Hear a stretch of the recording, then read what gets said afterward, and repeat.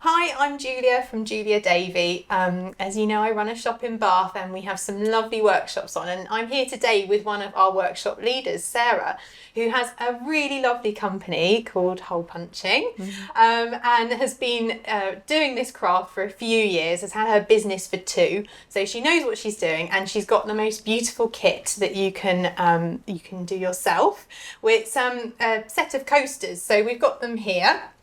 They're all slightly different, but very beautiful for plonking your lovely cup of tea on. As you can see, et voila. So she's going to take us through the process step by step of what you can do. And obviously you can follow this along as just a step by step to needle punch itself in a basic way as well. But this is sort of designed to take you through the kit with all the materials in it. So within the kit itself, what do we get? Okay, so we have got a no-slip gripper hoop. So that's kind of like your main bit of kit. And then you've got your fabric with your design drawn on. So today we've just drawn on the one coaster. Yeah. But in the kit you get a larger piece of fabric with enough space to draw all 4 on. Perfect. And this is called monk's cloth, and it is punch needle specific fabric. It has got a loose, even weave, and when you look really closely, it's got a double thread that runs through it. Yeah. So what it means is when you've got it really tight on your hoop or on the frame that you're using, it's tight enough to allow all the hoops to stay in, but loose enough to allow the needle to move through. So it's perfect. Yeah, because you need both of those things. Yeah, really hard wearing, really durable. Great. It's designed so that you can make bugs with it. So it's kind of indestructible. Fab. And then you've got your punch needle tool and your threader. So they've just got their threaders in there. Ah, that's the wire bit. That's the wire bit. And these needles are adjustable, so they have these different settings on them. And what that means is that you can make 7 different loop heights with it. Useful. So if you want to add lots of texture, or you want to have like different loop heights, maybe in a cushion or something, this needle will allow you to do that. But with these, we're just going to keep it on the same one. Same setting. So they're all the loops are the same size, and you end up with a nice flat finish to it. Lovely. So that is your needle. It's got a handle that's made from recycled plastic, and this is the needle tip, and then this is the eye in the needle. Right. Then we've got your range of wool. Nice colours, Sarah. They're lovely, aren't they? They're lovely. They really are. Nice and summery. So this is a rug yarn, so you'll see it's like quite coarse. Yeah. So that you Feels can... a little bit rougher than what you'd make your jumper out of. Exactly. So it's rougher than your knitting or your crochet yarn. Okay. It's quite fine, so we're actually going to double this up in our needle today. Okay, that makes sense. If you had like a chunky or like bulky and some super bulky yarn, you would just need 1 strand to go through it. Right. But we'll be using the double strand. Get a bit stuck otherwise, I'm guessing. Yeah, and I'll be showing you how to do that. And then you just need some embroidery scissors or some snips or something just to cut the ends, and some fabric scissors and some glue, but we'll talk about that a bit more later. Great. Okay, so we've got everything we need. Where are we going to start? So first things first then, what we are going to do is we're going to stretch our fabric into the hoop. Okay. So the hoop that we're using is called a Morgan no slip hoop. So we're just going to undo the screw a little bit.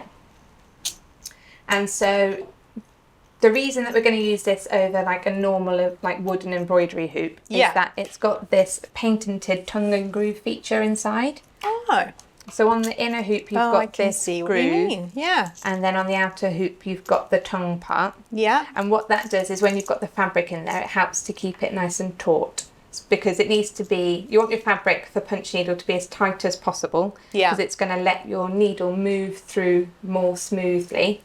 But because of the pressure of the punching, if you're going to use like a normal wooden embroidery hoop, it would start to sag after some time, and then you'd be retightening it and it would start to hurt your wrist and stuff. So you just keep that tension if it's a plastic one. Yeah. Got you. So we're going to put the inner hoop on the table. Okay. And then we're going to place our coaster over the top.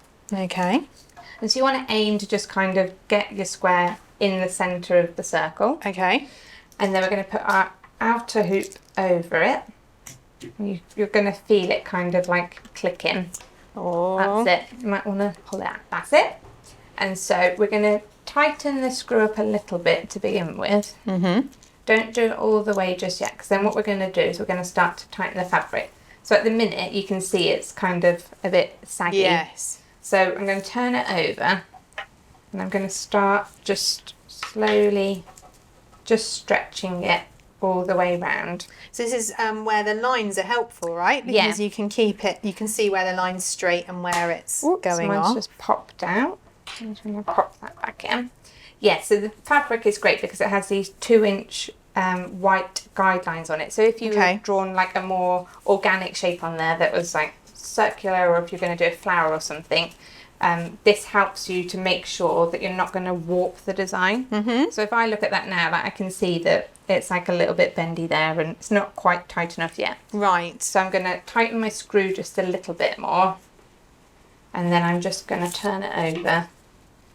It seems like the tauter it gets, the more likely you are for it to ping out. Yeah. That's looking good then. So I shall get you to check this one for me.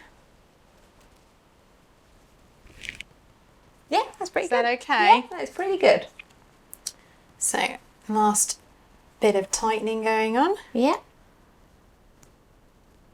And presumably that's just until you think you can't do it anymore. Exactly. Okay. Grit my teeth. I think about right. I think perfect. We're okay. And that's great because your lines are nice and straight. Okay. So that's perfect. Great. So the next thing we're going to do then is we're going to thread our needle. Okay. So for this coaster, we're going to put the needle onto the second setting away from the tip. So when I talk about the needle, this is the needle tip here. Yes. And this is the eye in the needle. And this is the handle of the needle. So these can be a little bit frustrating when you first get one. I remember when I first received my first needle and I was spinning the handle round and round and it was just wasn't going into a setting. Yeah. So the idea is if you hold the bottom part of the needle in one hand, right, and the handle in the other, yes, and then it's a slow turn about 90 degrees either right or left, and then you want to slide it up or down and then into the next setting, and then just back to the centre, hear it click in. And it's one of those things when you've done it like a million times, it's fine. So we're aiming for the second one down away from the needle tip.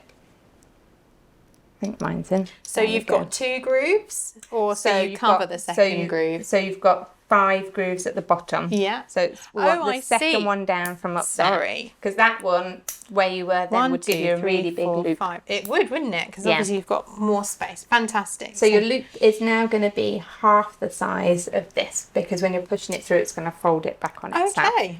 So that makes sense. We're going to take our wire threader. So you've got an end that's got these kind of like 2 little feet on it, and then you've got a loop at the other end. Yeah. And you want to take the loopy part and you're going to push it up through the eye, and then it's almost going round a corner and then down through the needle. Yeah. So that the loop comes out of the bottom. Okay. And then we're going to take our first ball of yarn. And so if we start with this dark kind of bluey grey colour. Okay. And so with this needle, it would normally take kind of a chunky, a bulky weight yarn. You can go up to some super bulky. But the beauty of it is that you can also thread up 2 or 3 strands of a thinner yarn if that's what you've got at home. So this is lovely. Like a rug weight yarn, so it's like a bit coarser. Yeah. It's made of wool, so it's good for using with things with heat, because it will naturally provide heat protection as well. Absolutely. So we're going to take the double end of our yarn, and then we're going to pinch the 2 tails and we're going to put them through the loop of our threader at the bottom of the needle. Yeah. And then we're going to pull on the 2 little feet at the top and draw the wool all the way up through and then out of the needle tip. That's it. And then you just want to take your threader off and put it to one side. And then if we pull on the yarn like tail end, and you only need to have a tiny bit left out of the top, because otherwise the rest will just be wasted. All right then. Okay, so I tend to hold my punch needle as if I'm holding a pen. Yeah. And you want to hold it so that you can't see those settings on the bottom. So if you want to turn yours over, so you've got the little tails coming out here. Yeah. And when you're punching, you want to always punch with the needle tip facing away from you is how I punch, and following in the direction that you want to start punching in. So on our coaster here, the design, we're going to do this tiny little dark corner here. So it's that smallest part. Okay. And so when you're punching, you generally want to start with the outline first. Oh, okay. So you've got this we've got these two straight lines, then we've got this curve. Yeah. And for the outline, we're going to punch in every other hole. Because that's going to make your loops closer together, and it's going to give your outline a bit of a more defined line. Okay. So if I just show you first. Yes. So to start punching, you can be quite forceful with it because you've got this nice and tight now.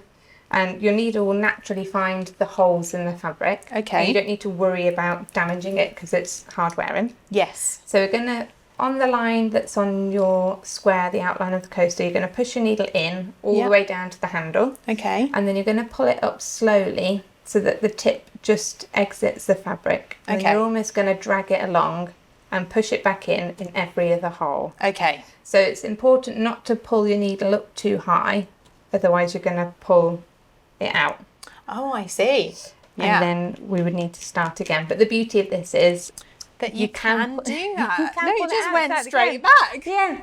So it's brilliant. It's great for beginners. A little bit of a magical mistake where you can just pretend it never happened. Exactly. Nothing to see here. There's no drop stitches, nothing like that. You Brilliant. don't need to worry, so you can have a good little practice and not think that you're damaging it in any way or like that going to make a mistake. So it's good so you can get some practice. So it doesn't matter where I start on the line, just somewhere around that pencil edge that I've got for my... So you want to go all the way down. That's it. And then up slowly. And then you're going to aim for every other hole, just for that outline. And so I've got my needle tip kind of following that straight line because that's the direction that I'm punching in. And so by punching all the way down to the handle each time, what that's going to mean is that you've got nice even loops on the other side. Okay. Because what we're doing right now is we're punching from the backside or the underneath of the coaster. And then the opposite side is where the loops are forming, and that's going to be the right side. I see. Okay. So when you get to this, are we going to go round the edge, or are we going to start going backwards and forwards? So we're going to go all the way round. So we're going to follow it round. So we've got to go round a corner. So there's two ways you can do it. Yeah. So either way you want to turn with the needle fully inserted into the fabric. Yes. So you can either turn your hoop. Yes. So that your needle is now facing in the direction you want to go. Yeah. Or you can turn your needle. Okay. I tend to turn my hoop because I want to have... I just find it easier. You'll find that there's like there'll be a natural way, won't there? Yeah. And you're just always making sure that those settings are sort of underneath back towards you. Okay. And that when your needle's going to pop out, that it's facing in the right way. And so it's a little bit... I tend to I quite often punch on the sofa, so I've got my arm on one of the sofa arms and then kind of have it half on my lap. I see. And then it can be a little bit harder when you're on the curved line and you're kind of aiming for every other hole, which is a bit trickier on the curved line. So if you aim just to make your stitches the same size or the same length as the ones on the straight line. And then when we get to the next corner, we'll turn. Okay. But you can get into a really nice rhythm with it. Once you've kind of got over that part where you're like really, really concentrating because you don't know what you're doing, it can become very relaxing. Just going to get rid of my... So you just need to make sure as well that you've got lots of slack on the end of your yarn. Ah, that so will if help. you pull it out a little bit.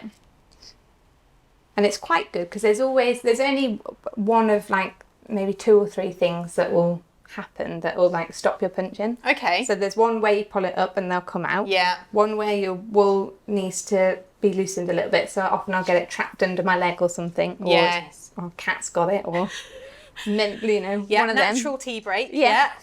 Or you might find that there's a knot in your wool, so sometimes... it's so annoying, and I know exactly what you mean. You can have pulled out too much and it suddenly gets in a mess. Yeah. And you'll get to it, and sometimes if it's really small, it'll kind of sneak into the needle. Oh, and you're no. like, why won't it work? And so it's only then you can your pull it out. But it's fine because you can redo it. Okay. Then if you get to the end of your outline... Yeah. Trying to figure out where I started from. That's the hardest bit. So what you want to do when you get to the end is you want to punch back into the hole that you very first started in. Ooh, okay. So where you've got your little tails coming out, you can push through there. That's it. So now that we're in that last stitch where we started, you're going to pull your needle up, and underneath I'm going to pinch the yarn. Okay.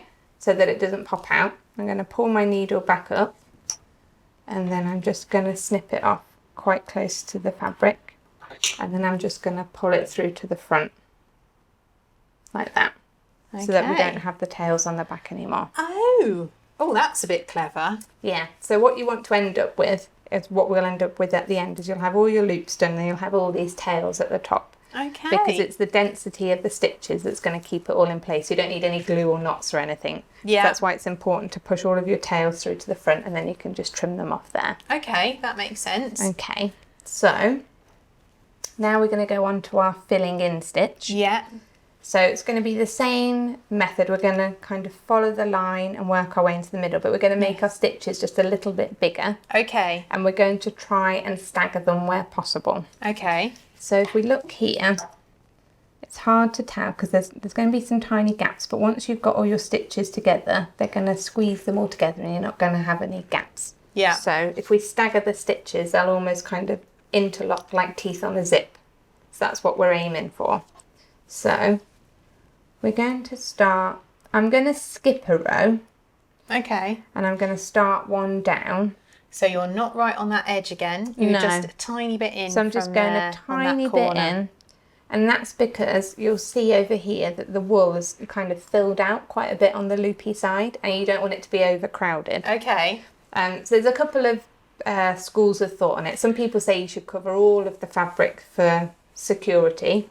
But I don't like it to be too overpacked, and because this is going to be a coaster, although it's going to get some wear and tear, it's not like a rug on the floor. Where you are just pushing those fibres apart constantly with your feet. Yeah. Yeah, so if you were going to make a rug, you would want to do your best to cover all of the fabric. Yeah. But with something like this, it kind of doesn't matter as much. And it's quite difficult to see where you're punching. So as a beginner, presumably it's much easier just to look for these every other holes and you say, stagger your stitches. All those things are going to help you understand how that wool's working as an end piece anyway. Yeah, definitely. Okay, cool. So we're going to go. So now we're going to go in every third hole. Every third hole. Okay. And I promise, once you've done this, that's really quick. Yeah, we'll get round it in no time now. Exactly. And it's one of those things you have to count at the beginning, but once you've been doing it for a while, you kind of know how big your stitches need to be. Those breathing exercises you do, and you do start counting them, and then after a while, it was okay. You don't need to count anymore because you kind of look at it and you know that's about the right size. Brilliant. And it's good to just keep turning over and checking as you go, because you'll be able to see, or they're a bit tight. Yeah, it starts to look nice. You know, when you've got a second row in, you start to see what's going to happen. It's very, it can be a bit unnerving, especially if you're doing something that's got tiny detail, because until you put all the stitches around it, it just looks a mess on this side. Makes sense, yeah. So often if someone wants to do like dots or something, because a dot is only 3 like punches, it just looks like lots of bits of wool splayed out, and it's until you put the stitches around it that it helps to give it some definition. Them in. I see. Yeah, so it can be a bit unnerving. So and it's quite good. We've got some nice big pieces going on today. Exactly, and it will look messy to begin with, but it's fine because we're going to tidy it up. Okay, I trust you. I've known you a while. Yeah, it's okay. It'll be all right. It will be all right. Brilliant. So we're going to carry on, and we're just going to work our way into the centre. And then... So this time you're really just filling in the whole of the shape. You don't have to stop it on the other side again. No. So that's we're just great. So once you've done the border, you just keep going in. And then when I get to that third row, that's where I'm then going to try and stagger my stitches. Okay. So, right. So I'm going to come alongside now.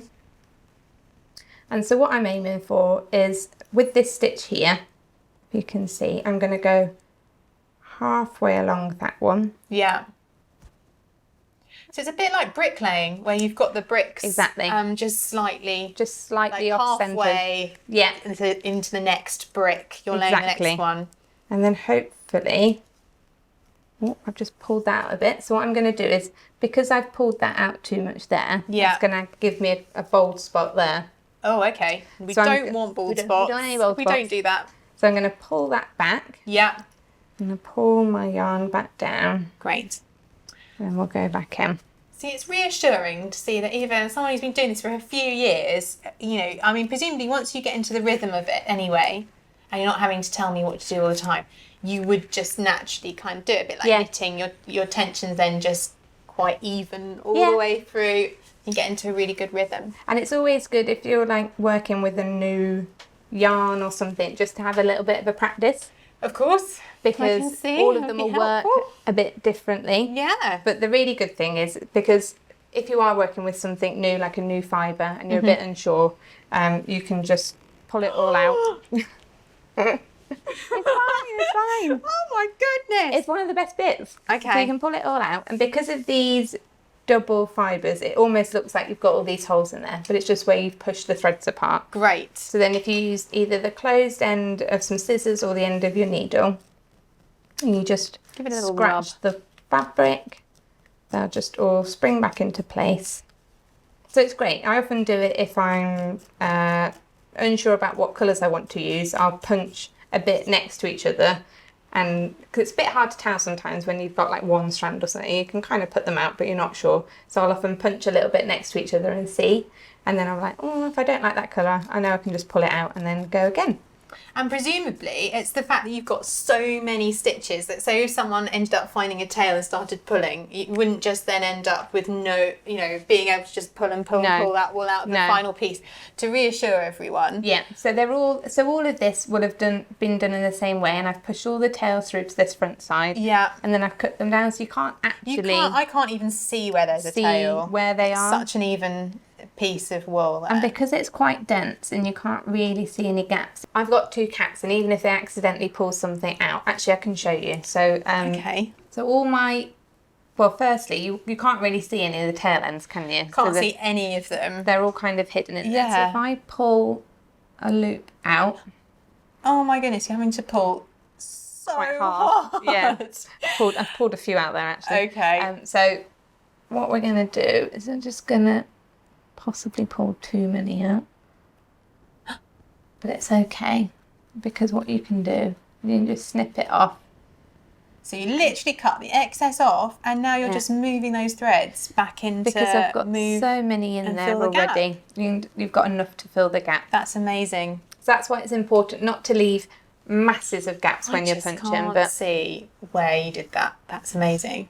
That's good, isn't it? It's really good. So you don't have to be too scared. You should use them. It's a usable thing. Same with like the cushions and rugs, and they're fine. It's only if it was a wall hanging where you've maybe done the flat side, like the flat stitches, which is absolutely fine, and which is what I do on a lot of my kits, because it gives you a lot more detail, and there's something about it being flat that's nice and appealing to look at. So it's a different look, isn't it? I mean, they're different, very different stitches on each side. So you choose the stitch for your project. Yeah. And I mean, you'll obviously indicate that on your kits, yes. But when you start making your own pieces, you just understand that there's a difference between the two. Yeah, that's what you're going for.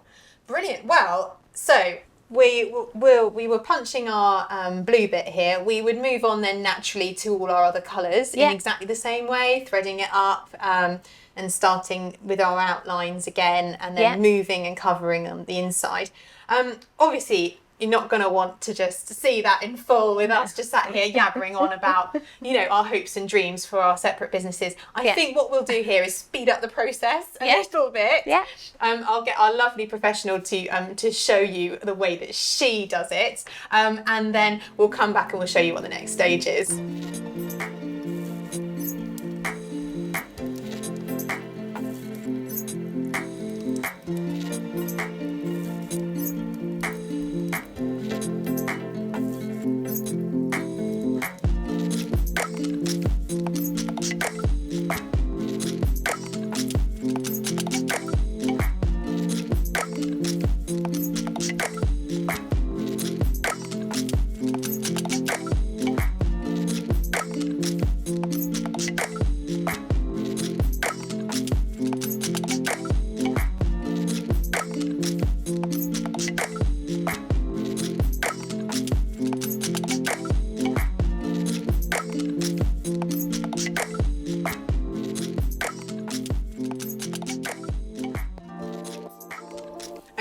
think you'll agree that was pretty fast. It will take you guys about 45 minutes to an hour as a beginner to cover that kind of scale, right?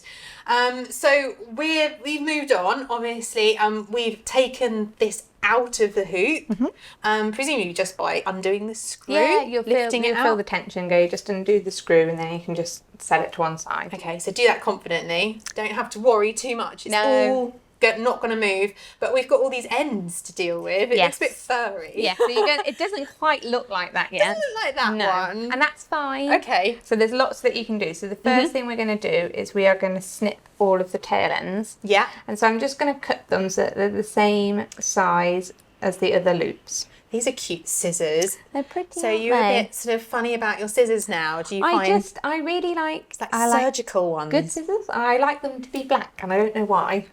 Yes, because my favourites look like storks. They're like flying birds, and they've got quite a nice little point like that. I can imagine those being good for this job. Yeah, these are very attractive. I love the snips as well. Some serious bonsai action can be done with these. Exactly. But they're beautiful, aren't they? I think if you've got to sit and look at scissors for a while, they might as well look nice. So we're not keeping track of where we're snipping these off. We don't have to worry. You're literally just taking those off. We just want them all to come off.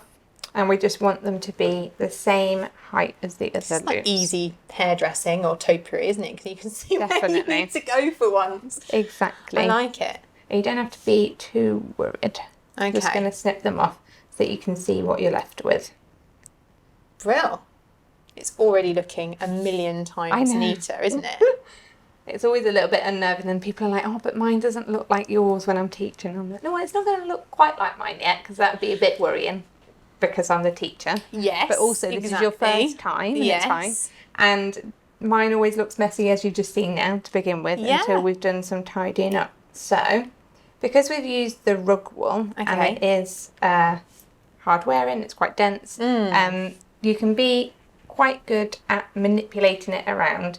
So you can see here that my line, which is going to be a curve, looks a bit messy at the moment. So what I'm going to do is I'm going to get my closed end of my scissors again and I'm just going to start moving. Proper shove going on here. Yeah, you can be quite forceful with it. You want to just kind of get them back to where they were supposed to be. Yeah. It's up to you how much you do this. I know. I might be guilty of doing this for a few hours. Yeah, you can definitely keep going. I mean, there's something to be said about it's kind of nice to look like you've made it a little bit, like it's not been mass produced. Yeah, I get that. And that's partly why you do the staggering of stitches as well, because if you stitch or punch in lines, it has an element of looking like it's been made in a factory, whereas the staggering kind of makes it look a bit more natural. Lovely. So you're just pushing them back into place. It's magical. That curve's just come out of nowhere. And you're never going to get it perfect.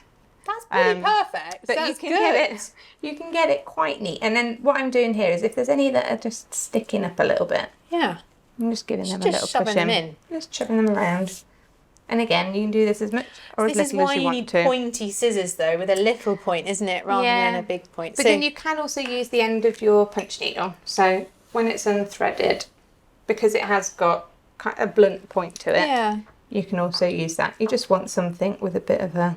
Okay, so people shouldn't panic here if all they've got is their kitchen scissors at home. Yeah, don't worry. You can use your needle, you don't have to have the snips, you just use what you've got. It's fine.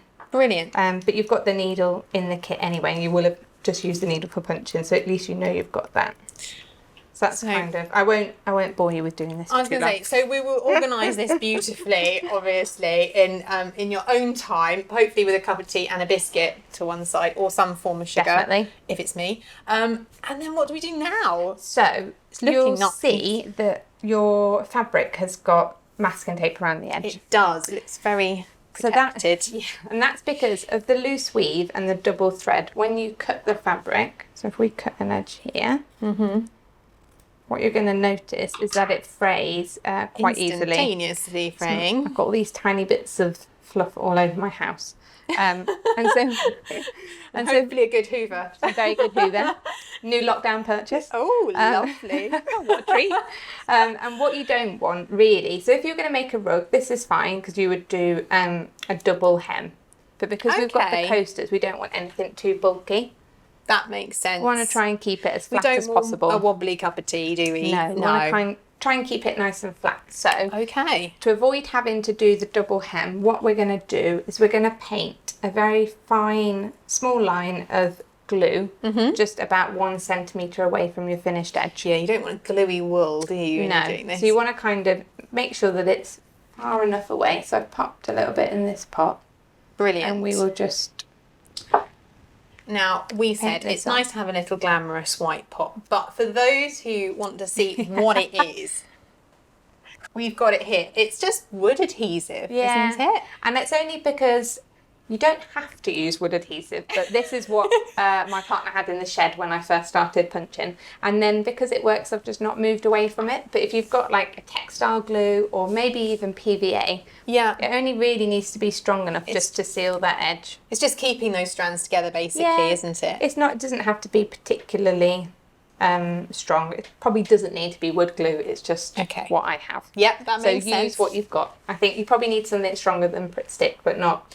Probably doesn't have to be quite wood glue. It's got to keep that hem underneath your coaster, hasn't it? So we're going to do that. Yeah. And then if you are using a paintbrush, wash it afterwards. And put something underneath the table so that you're not getting glue on there. Oh, my table. A lovely table. Yeah.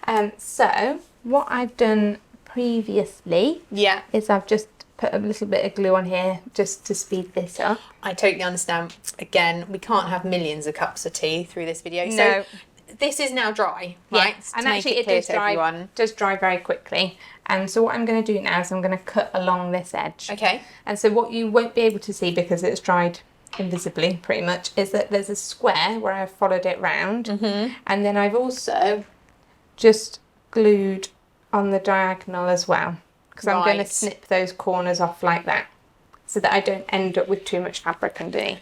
Yeah. So again, you're just lessening the bulk all the time, aren't you, by doing that? You don't want 2 pieces of fabric folded up on top of each other under there. No, it's just going to be a bit too much. Yeah. So I'm just cutting along. It's so helpful because it gives you a little line to follow, doesn't it? So you can do this very neatly. There we go. Diagonal when we get to the corners each time. Then we're off we go again. Down here. And these scissors are definitely style over substance. I've got some much bigger fabric scissors at home, but they're so pretty. They are very pretty. And then we're going to go back down.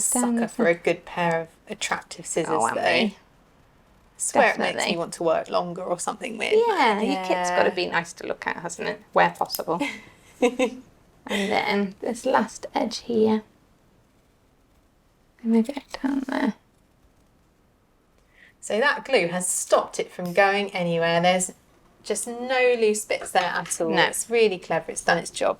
Okay, so I've taken my not quite so perfect coaster that I've just punched and I've done exactly the same thing. So I've used Sarah's scissors and I've cut around my monk's cloth. So I think we're ready for the next bit. Yes, so the next bit that we're going to do here is we're going to hem the coaster. Okay. Ideally what we would do beforehand is we'd just give it a tiny bit of a press. It's not always necessary, but you might be able to see that as I press that down, it does go a little bit flat down. Bit of a spring and these are quite flat already. It's just where the tension in the rug from the punching. What you can do is you can get a wet cloth, put it on top of the loopy side, and then get an iron with a dry heat. So you turn off the steam or anything, and you just press it a little bit. And all that does is just help to flatten it out. Presumably on a wool setting. No. Or just a really just normal high. So I just have it on cotton, which is the highest. Yeah. But it's just got to be dry. So you're going to create the steam from the wet towel and the dry iron. Got you. So we're going to pretend that we're just giving that a little bit of steam. Yes. And then we're going to turn it over. Yeah. And we're just going to clip our hem down. Okay. So I think you might have some clips I've got some over there. here. And I've got some little clips. Fab. These are our little quilter's clips. Yes, very handy, less stabby. So we're going to fold the corners in first. Okay. And then you want to pull your hem kind of in a little bit. Yeah. Because what you don't want to see is that you don't want to be able to see any of that when it's turned over. So there you can see, you can't see any of the fabric because I've pulled it in quite a bit. Yeah, we can see on yours there there's quite a nice edge of wool around it. Okay. And it's a good practice to get into, because then you would want the same if you were making a rug. You wouldn't want to be able to see any of it. And we're just going to clip the hem in place. And we're just folding it in place so that we can stitch it. Fabulous. And so I'm just folding those corners in as well. Ah, great. Yeah, I can see. Just doing it nice and neat. And so speaking of rugs, you went abroad recently to do a nice course. What was it you were up to? So I went to Vermont last September now. So September 2019. Mm-hmm. And I went to do my Oxford certification. So I went to study with Amy Oxford, who is like a guru of punch needle rug hooking, and she has her rug hooking school in Vermont. Amazing. And I went definitely worse places to have a school. It was very, very beautiful. So I was lucky enough to be accepted onto the course, which takes place twice a year. Right, gosh. And there was 4 of us on the course. It's a week long, so it's like an intensive course where you become one of her accredited punch needle instructors. Brilliant. And it was amazing. It was an incredible experience, and I learned so much. It's really helped with my teaching. Must have been so intensive. Yes. Yeah. Because now you're certified to teach workshops with them, aren't you? We're excited about having you doing just some solely Oxford needle-based workshops. Yeah, so they're great. So it's very similar. So there's different types of punch needles. Right. Those just have a fully wooden handle, and they're not adjustable. So you just get one different loop height per needle. Oh, I see. Yeah, that's kind of like the main difference. Yeah. And they're self-threading as well. Okay. And apart from that, they're just very ergonomic, so they're lovely to use. So you can really make your rug, because you can sit there for hours and hours and hours without thinking about it. Exactly. Oh, wow. So brilliant. Yes. I'm fully clipped. You've got more clips than me. I've been a bit sparing with my clips. I've used a few too many, so I'm just going to borrow that one. I think you can over-clip sometimes, but the main thing is just to get it nice and tight. Yeah, that makes sense. Okay. Starts to look like a coaster, though. It's very exciting. Exactly. So you've got like 4 times to make this, even better each time. So you're going to get better and better in time for your rug. So if I pass my you needle. Thank you. So I tend to... you don't want to take a piece that's too long. Okay, because I haven't. No. Sometimes I think, I'll just take one really long piece and I get the way through, but it gets tangled. So I'm going to take my needle. Mine's probably a little bit too long, actually. I'm going to snip a bit off. There we go. Get rid of the bit. You're just going to thread your needle. Okay. So, what you want to do is, for the first stitch, I'm going to insert my needle underneath the hem. Yeah. And I'm going to insert it into the underside of the coaster. Yeah. And I'm just going to push it through and catch a bit of the wool. And I'm trying to catch a bit of the backing fabric as well. That makes sense. Nice and strong. And then I'm just going to go over that bit a few times just to secure it. Okay. You can tie a knot, but because of the loose weave of the fabric, it can get pulled through, so I don't bother. I tend to just go over it a couple of times and get that nice and secure. Great. So then once it's in, then you're ready to start your hemming. You probably do a bit of this in your upholstery, don't you? Oh, I'm just, fighting the urge to do an upholsterer's knot, which is my answer for everything. If in doubt, just do an upholsterer's knot. Right, brilliant. I've done it 3 times. I think it's not going to go anywhere. No, it'll be fine. And then we're just going to hem our edge. So I'm just kind of rolling that hem in just to make sure that I've got it as nice and tight as possible. Yeah. And then I'm just going to go through the hem. Yeah. Digging my needle down into the back of the coaster and pulling it up. Great. And then we're just going to do these small stitches all the way round. Okay. And I've chosen a thread that's the same colour as the monk's cloth fabric, but you could use one that coordinates with the wool if you want to. Doesn't it? Yeah. It's kind of a bit more hidden then. And then just move your little clips out the way if they're getting Yes. in the way. That makes sense. Great, so we've got to the end. We've hemmed our coaster. It's all ready to go. You've only got to do it another few times, and by the end of that, you'll be a total pro. So all of the bits for that are obviously in the kit that we're going to link to in a second, so you can find that really easily. I just wanted to quickly mention that obviously with the shop, we've still got our events on, even despite all of this. We're going for it in the autumn. So we've got 3 courses together coming up. We do, yeah. So tell me if I get this wrong, but I think we've got an introduction to, which is the same sort of as this, but using a really beautiful decorative design that either you guys can come up with, or Sarah has the most beautiful little templates you can use. So I would recommend that one. Yeah. We're moving on because obviously she is now an Oxford needle specialist. So we've got a course just for that needle, haven't we? Starting to use that as well. Yeah, that would just be like a more kind of in-depth overview of the Oxford punch needle and the techniques kind of associated with that. So we probably won't come up with a finished item in that one. It's more just kind of getting really familiar with the needle and all the different techniques with it. Whereas the other one is more of you're going to make a hoop, hopefully have a nice time and have something finished at the end of it, or have everything with you to be able to take away. Yeah, absolutely. And I mean, it's quite an unusual thing. I mean, how many experts are there in the UK at the moment? I think there's 2. Exactly. So you're learning from, I mean, you can't come across a Sarah every so often is what I'm trying to say. So please come on to that one. I think that one's going to be brilliant. But some of you guys would have made these, been happy with the results, think they look amazing, are keen to know how to do more with that needle. There's a lot more you can do. And so we've come up with like an intermediate course where you make a cushion, basically, don't you? Yes, we do. I think it's 10 till 4 or 10 till 5. It's a long day, and you have to go for it because there's a lot of punching. So that's why you need to know how to punch before you come, right?